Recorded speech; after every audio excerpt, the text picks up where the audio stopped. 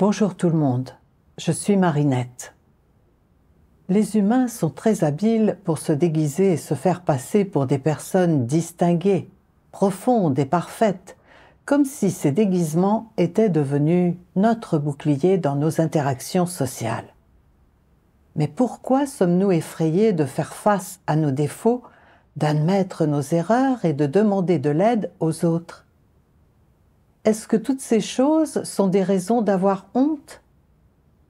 Aujourd'hui, je vais lire un article de témoignage pour partager et discuter avec vous sur comment résoudre le problème de l'hypocrisie et de la prétention. Ma chère sœur, j'espère que cette lettre te trouvera en bonne santé. La dernière fois, tu m'as écrit pour me demander ce que m'avait apporté l'exercice de mes devoirs loin de chez moi au cours de l'année écoulée. J'ai en effet vécu certaines choses et j'ai acquis une certaine compréhension de mon tempérament corrompu. Aujourd'hui, je veux partager une expérience que j'ai vécue l'été dernier. À cette époque, sœur Mali et moi-même collaborions sur le devoir d'abreuvement. Bien que Mali vienne juste de commencer ce devoir, elle était appliquée, désireuse d'apprendre, et s'ouvrait simplement pour demander de l'aide lorsqu'elle rencontrait des problèmes qu'elle ne comprenait pas. Au début, les questions de Mali étaient relativement simples, et j'y répondais activement et facilement. Mali m'admirait en disant que je maîtrisais bien les principes, ce qui me faisait plaisir. Plus tard, au fur et à mesure que Mali se familiarisait avec les principes, elle s'est mise à poser des questions que je ne comprenais pas bien.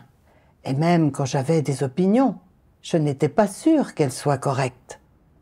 J'avais peur que si je répondais mal, Mali me prenne de haut et pense que je ne pouvais même pas voir ces questions clairement et que je ne comprenais pas la vérité ou les principes, ce qui me rendait anxieuse chaque fois qu'elle posait des questions. Il y avait des questions que je ne comprenais pas bien. Alors je faisais semblant de ne pas avoir entendu parce que j'avais des écouteurs. Je me concentrais intensément sur mon ordinateur et je bougeais la souris comme si j'étais profondément absorbée par mon travail. D'autres sœurs, pensant que je n'avais pas entendu ou que j'étais occupée à autre chose, répondaient aux questions de Mali. À l'époque, je pensais que j'étais assez intelligente. De cette façon, mes défauts ne seraient pas remarqués par les autres et je n'aurais pas à craindre de perdre la face en donnant une mauvaise réponse. Cependant, je me sentais aussi un peu coupable. Lorsque Mali posait des questions, elle cherchait sincèrement à obtenir de l'aide. Or, je l'ignorais volontairement. N'était-ce pas fourbe? De plus, même si je ne comprenais pas quelque chose, je devais être honnête, chercher des solutions et échanger avec d'autres personnes, ce qui aurait été bénéfique à la fois pour le travail et pour ma propre entrée. Or, par peur de mal parler et de perdre la face, je choisissais de garder le silence. Ma sœur, tu sais, à ce moment-là, j'ai eu l'impression d'être hypocrite, de porter un masque quotidiennement sans oser me montrer sous mon vrai jour, craignant d'exposer mes problèmes et d'être rabaissée. Plus tard, j'ai également rencontré des difficultés dans l'exercice de mon devoir et lorsque les nouveaux arrivants posaient des questions que je ne savais pas résoudre, je me sentais anxieuse. Je voulais m'ouvrir dans l'échange et demander de l'aide aux frères et sœurs.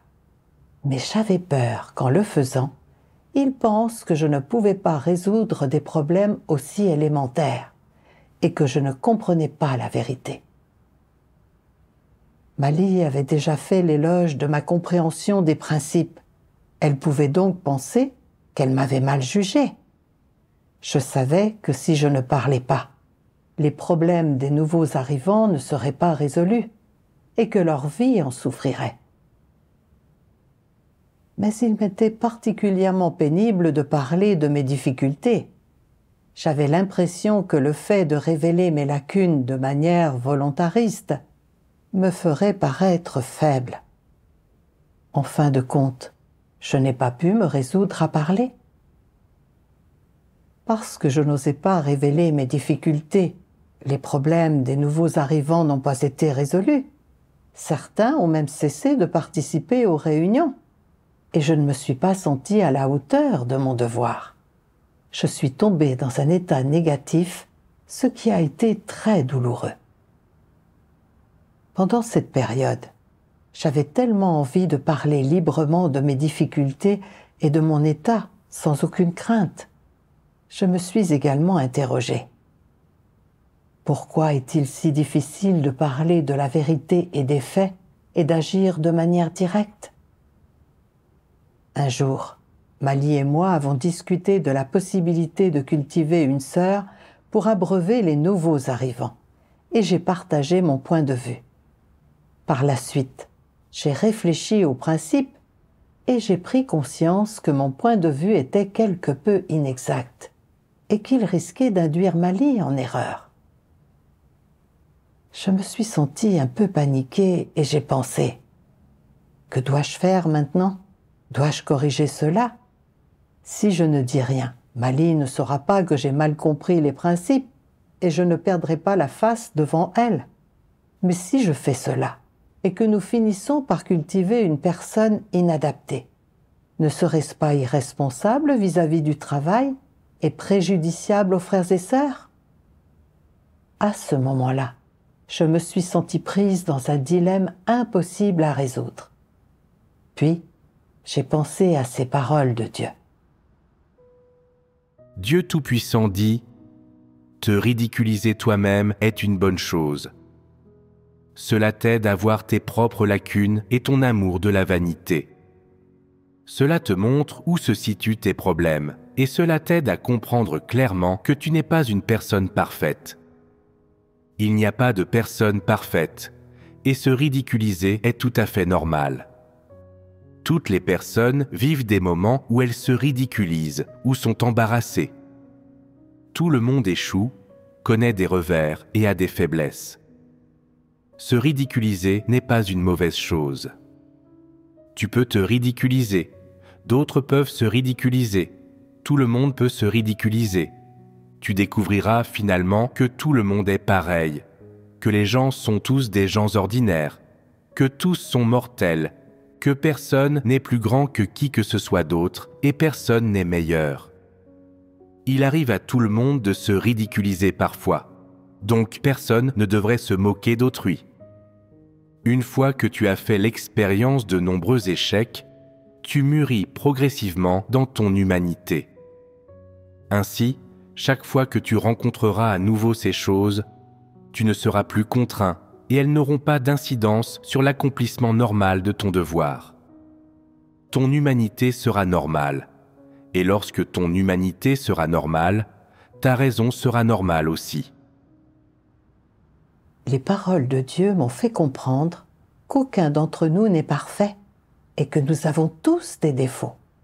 Il y aura toujours des moments où nous dévierons ou paraîtrons insensés dans ce que nous faisons et dans notre façon de voir les problèmes. C'est tout à fait normal.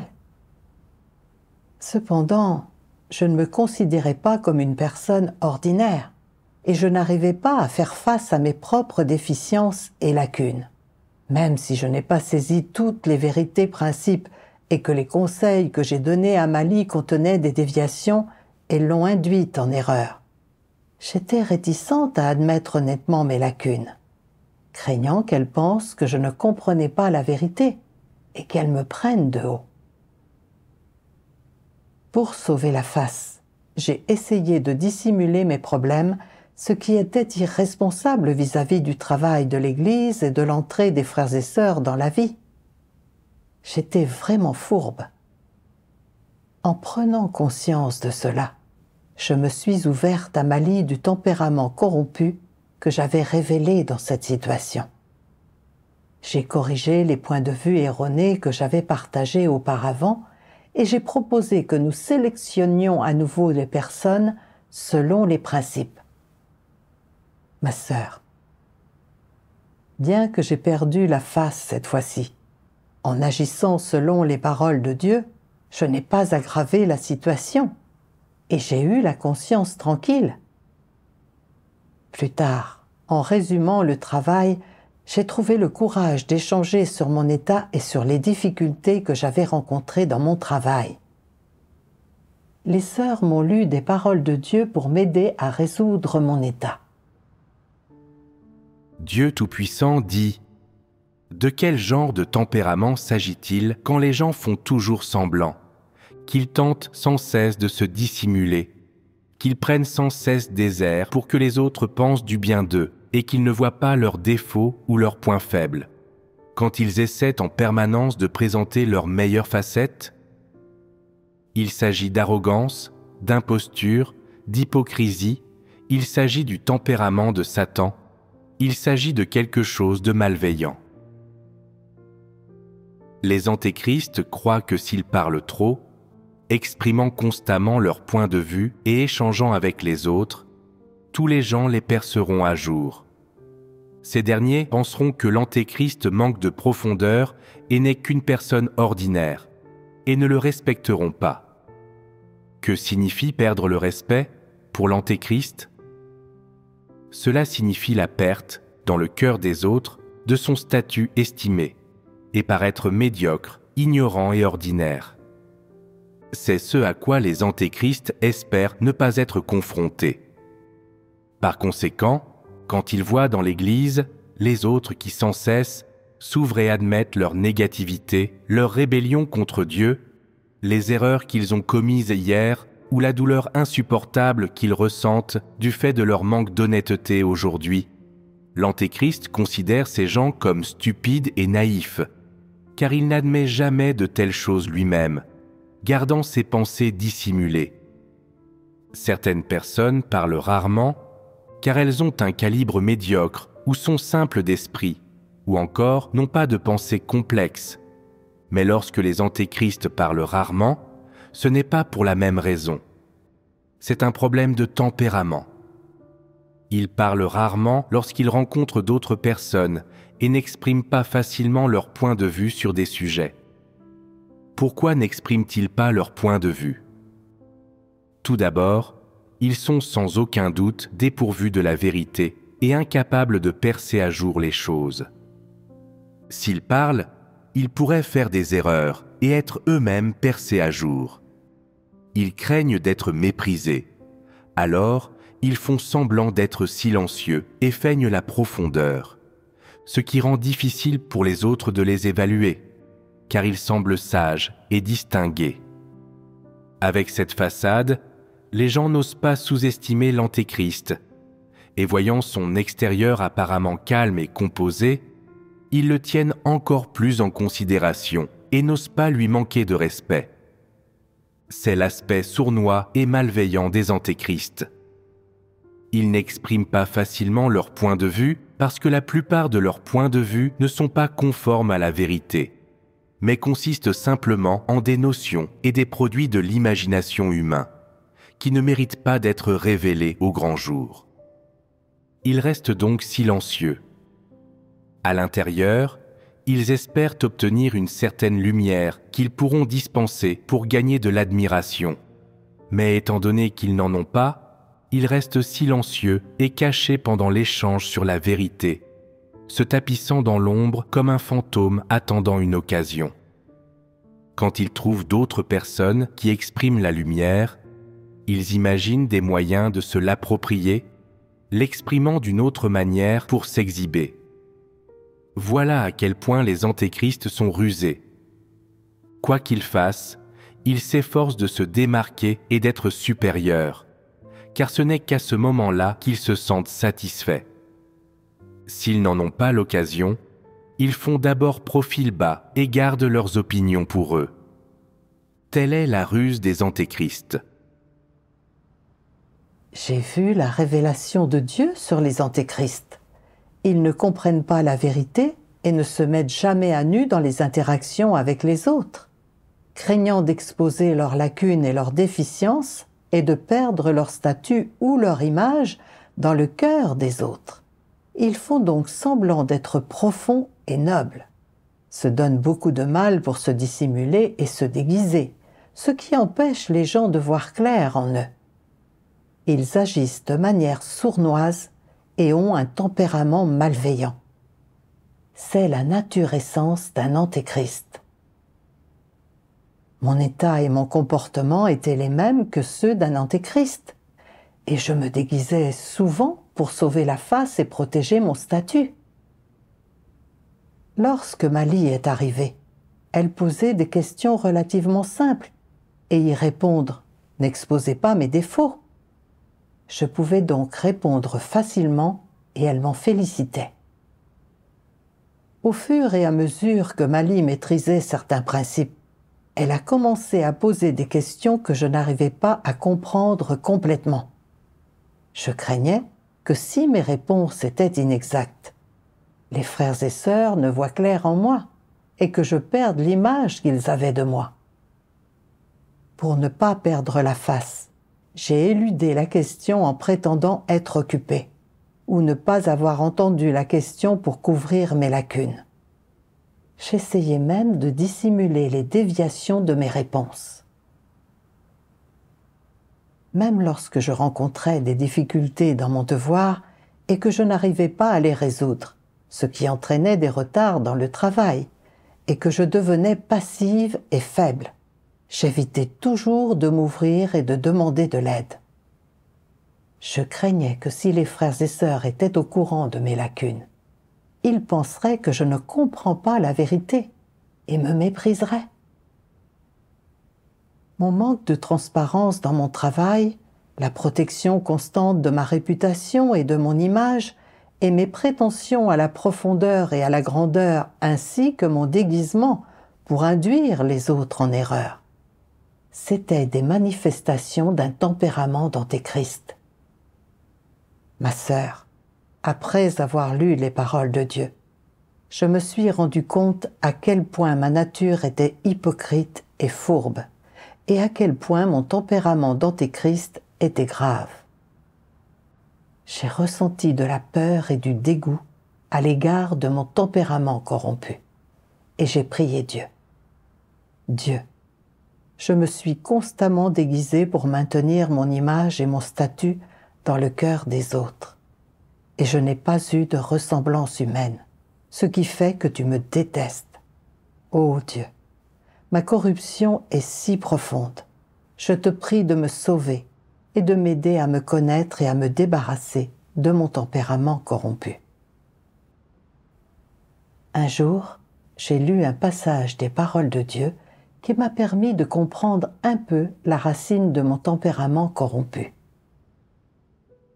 Dieu Tout-Puissant dit « Lorsque les aînés de ta famille te disent souvent « Un homme a besoin de sa fierté comme un arbre a besoin de son écorce », c'est pour t'inciter à accorder de l'importance au fait d'avoir une bonne réputation, de vivre une vie fière et de ne pas faire de choses qui te couvriraient de honte.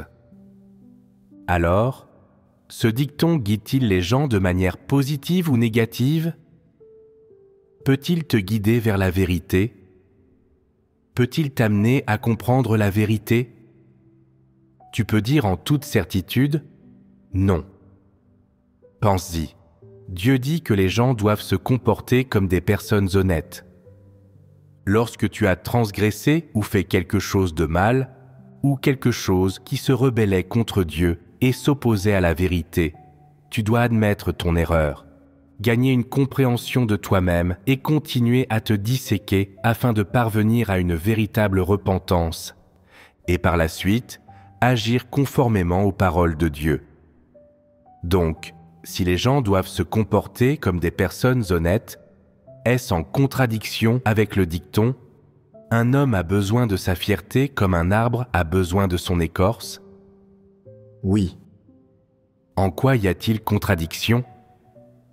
Le dicton « Un homme a besoin de sa fierté comme un arbre a besoin de son écorce » vise à inciter les gens à accorder de l'importance au fait de vivre leur côté brillant et haut en couleur, et de faire davantage de choses qui donnent une bonne image d'eux, au lieu de faire des choses qui sont mauvaises ou déshonorantes, ou d'exposer leur côté laid, et à leur éviter de vivre sans fierté ni dignité. Au nom de sa réputation, de sa fierté et de son honneur, on ne peut pas tout dénigrer à son propre sujet, et encore moins parler aux autres de son côté sombre et de ses aspects honteux, car il faut vivre avec fierté et dignité. Pour avoir de la dignité, il faut avoir une bonne réputation, et pour avoir une bonne réputation, il faut faire semblant et se déguiser. Cela n'est-il pas incompatible avec le fait de se comporter en personne honnête ? Lorsque tu te comportes comme une personne honnête, ce que tu fais est complètement en contradiction avec le dicton « Un homme a besoin de sa fierté comme un arbre a besoin de son écorce ». Mais lorsque tu ne comprends pas cette vérité et que tu ne comprends pas les intentions de Dieu, les choses qui sont conditionnées en toi par ta famille ont tendance à dominer. Donc, quand tu fais quelque chose de mal, tu le dissimules et tu fais semblant, pensant « Je ne peux rien dire à ce sujet et je ne permettrai à personne d'autre qui est au courant de dire quoi que ce soit non plus. Si l'un d'entre vous dit quelque chose, je ne le laisserai pas s'en tirer facilement. Ma réputation passe avant tout. Vivre ne sert à rien si ce n'est pour le bien de sa réputation, car c'est plus important que toute autre chose. Si une personne perd sa réputation, elle perd toute sa dignité. Tu ne peux donc pas dire les choses telles qu'elles sont, tu dois faire semblant, tu dois dissimuler les choses, sinon tu perdras ta réputation et ta dignité, et ta vie ne vaudra rien. Si personne ne te respecte, alors tu ne seras qu'un déchet bon marché qui ne vaut rien du tout. Est-il possible de se comporter comme une personne honnête en pratiquant de cette façon ? Est-il possible d'être complètement ouvert et de se disséquer ? De toute évidence, en faisant cela, tu te conformes au dicton « Un homme a besoin de sa fierté comme un arbre a besoin de son écorce » que ta famille a conditionné en toi. Cependant, si tu abandonnes ce dicton pour poursuivre la vérité et mettre en pratique la vérité, il cessera de t'affecter et d'être ta devise ou ton principe pour faire des choses. Et au lieu de cela, ce que tu feras sera exactement le contraire de ce dicton. Un homme a besoin de sa fierté comme un arbre a besoin de son écorce. Tu ne vivras pas pour ta réputation, ni pour ta dignité, mais tu vivras plutôt pour poursuivre la vérité, pour te comporter comme une personne honnête, pour chercher à satisfaire Dieu et vivre comme un véritable être créé. Si tu adhères à ce principe, tu auras abandonné les effets conditionnants que ta famille avait sur toi. Grâce à l'exposition des paroles de Dieu, je me suis aperçu que j'avais vécu selon le proverbe « Un homme a besoin de sa fierté comme un arbre a besoin de son écorce », que j'avais adopté comme devise de vie.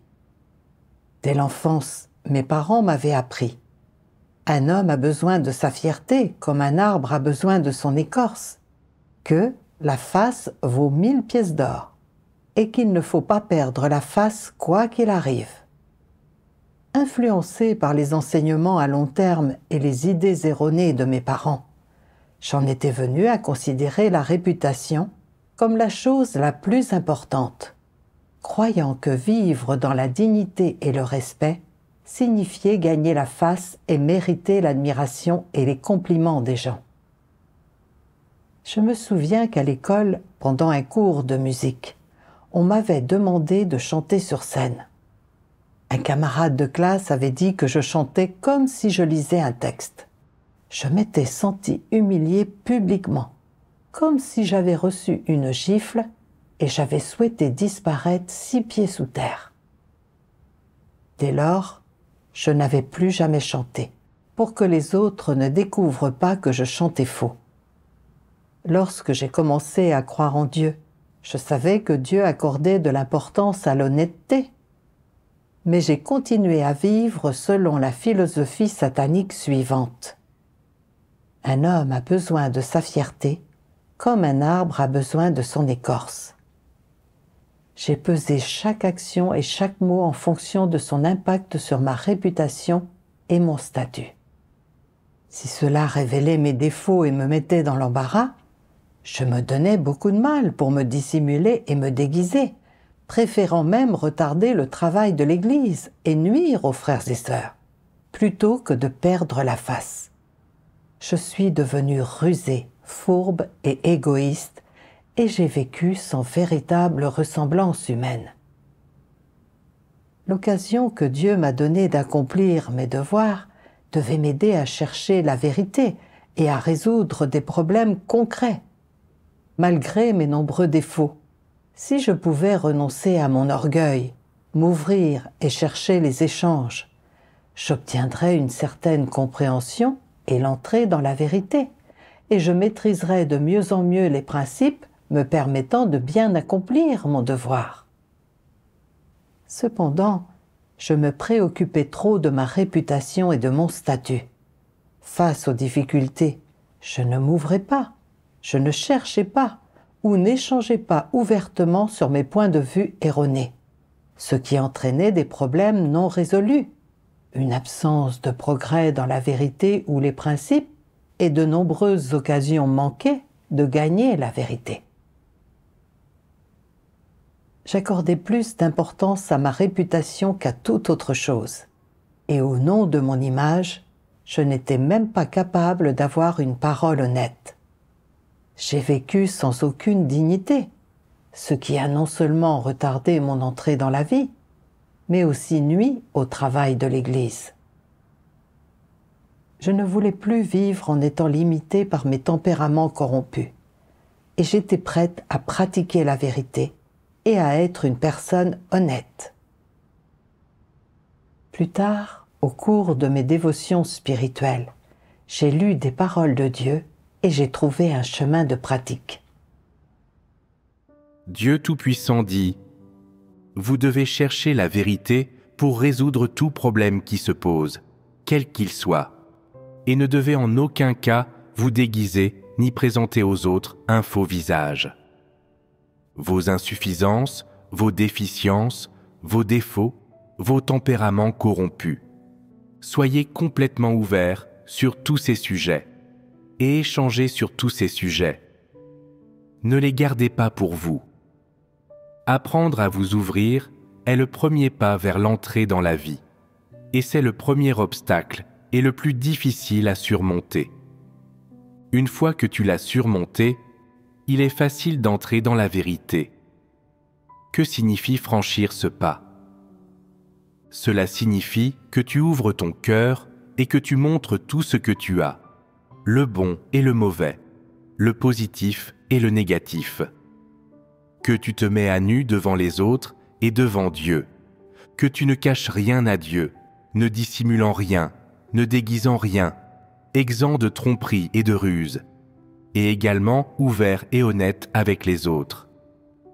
De cette façon, tu vis dans la lumière, et non seulement Dieu te scrutera, mais les autres pourront également voir que tu agis selon les principes et avec une certaine transparence. Tu n'as pas besoin d'avoir recours à une quelconque méthode pour protéger ta réputation, ton image et ton statut. Et tu n'as pas besoin non plus de dissimuler ni de déguiser tes erreurs. Tu n'as pas besoin de te consacrer à ces efforts inutiles. Si tu peux abandonner ces choses, tu seras très détendu. Tu vivras sans contrainte ni douleur et tu vivras entièrement dans la lumière. Si tu veux te comporter comme une personne honnête, n'accorde pas d'importance à la fierté. La fierté d'une personne ne vaut pas un centime.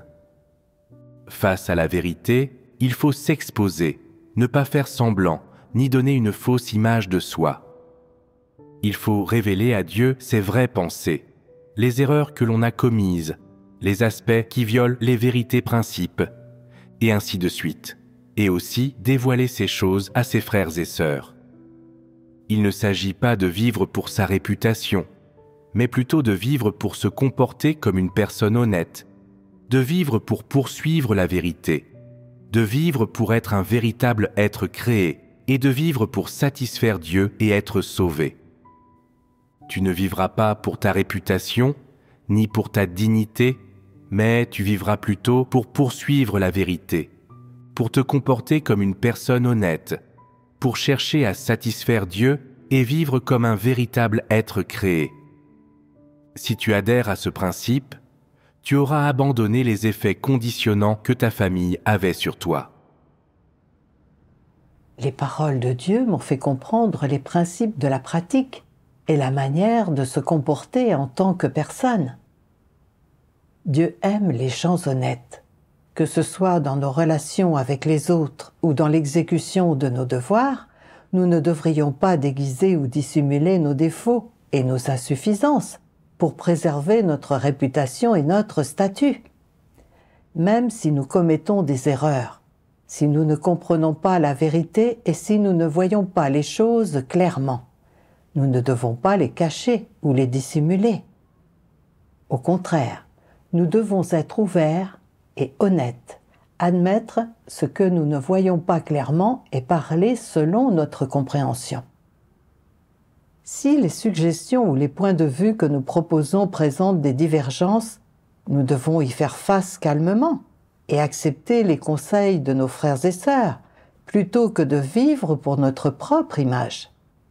S'ouvrir sur nos difficultés et nos lacunes n'est pas une chose honteuse, ni un signe de faiblesse. C'est une manifestation de la recherche de la vérité.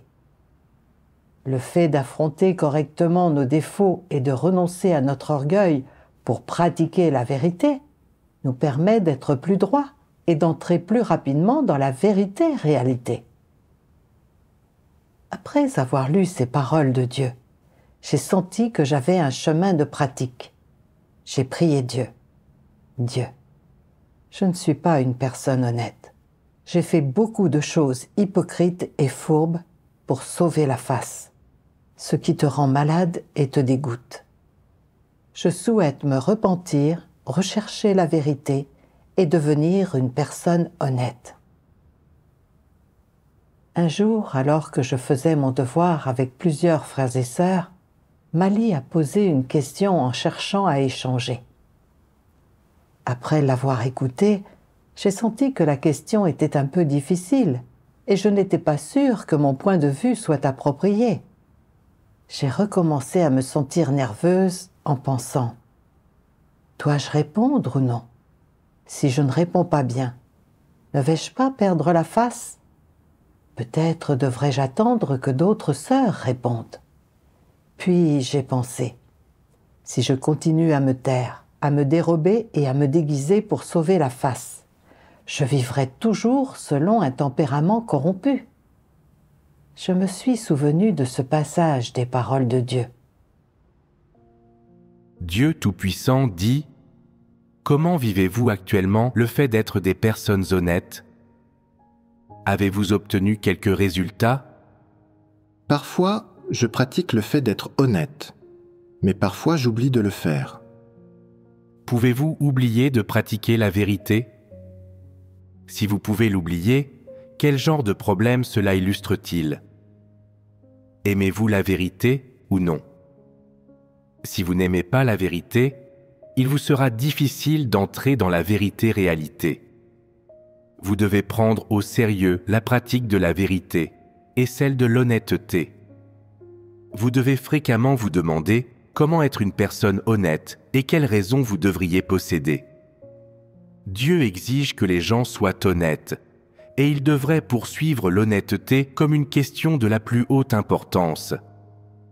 Il leur faut voir clairement et comprendre quelle vérité ils doivent posséder et dans quelle réalité ils doivent entrer afin d'être des individus honnêtes et de vivre la ressemblance de Pierre, et ils doivent trouver un chemin de pratique. C'est seulement alors qu'ils auront le moindre espoir de devenir des personnes honnêtes et aimées de Dieu. J'ai prié Dieu en silence dans mon cœur. Je lui ai dit que cette fois-ci, je ne pouvais plus être contrainte par ma fierté. Je devais être ouverte et honnête. Ensuite, J'ai pris la parole et j'ai partagé mes points de vue et mes opinions. Lorsque j'ai eu terminé, d'autres sœurs ont ajouté leurs pensées en se basant sur ce que j'avais échangé. Grâce à l'échange de tous, le problème de Mali a été résolu et un sourire est apparu sur son visage. À ce moment-là, lorsque j'ai pris la parole et échangé, j'ai ressenti un immense soulagement. J'avais l'impression de m'être enfin libérée des contraintes de la vanité et de l'orgueil et d'avoir fait un pas vers l'honnêteté. Plus tard, lorsque Mali a posé d'autres questions, je craignais encore parfois de me tromper et de perdre la face. Chaque fois que je m'en rendais compte, je priais Dieu de m'aider à me rebeller contre moi-même, à mettre mon orgueil de côté et à répondre activement aux questions de la sœur. Parfois, mes points de vue étaient erronés, ou il y avait des problèmes que je ne voyais pas clairement et mes réponses étaient inexactes. Et les sœurs offraient un échange supplémentaire. Même si cela me mettait parfois un peu mal à l'aise, l'écoute attentive de leurs échanges clarifiait et améliorait ma compréhension. Lorsque je rencontrais des difficultés ou des problèmes dans mon devoir, je cherchais également à échanger avec les frères et sœurs. Ils ne me regardaient pas de haut et ne me rabaissaient pas, mais ils échangeaient patiemment sur la vérité pour m'aider. Je ressentais la délivrance et le soulagement que m'apportait la pratique de l'honnêteté, et je trouvais qu'il était beaucoup plus facile de me conduire de cette manière. Dieu soit loué. Ma sœur, c'est à peu près tout ce que j'ai vécu. J'espère que tu m'écriras aussi pour me faire part de tes expériences et de tes progrès au cours de l'année écoulée. Cordialement, Sinjing, le 10 juin 2023. Après avoir lu cette lettre, j'ai commencé à réaliser certaines choses. Dans la vie, il est inévitable de faire face à des difficultés et challenges. Ce n'est pas dégradant d'apprendre des autres et de leur demander de l'aide. C'est un exemple de recherche des conseils des autres avec humilité. C'est une démonstration de raison et d'humanité normale. Même si notre fierté en prendra un coup de manière temporaire, nous gagnerons en retour plus de vérité et d'aide. C'est une récompense bien plus grande. Voilà, ce sera tout pour le programme d'aujourd'hui. À la prochaine.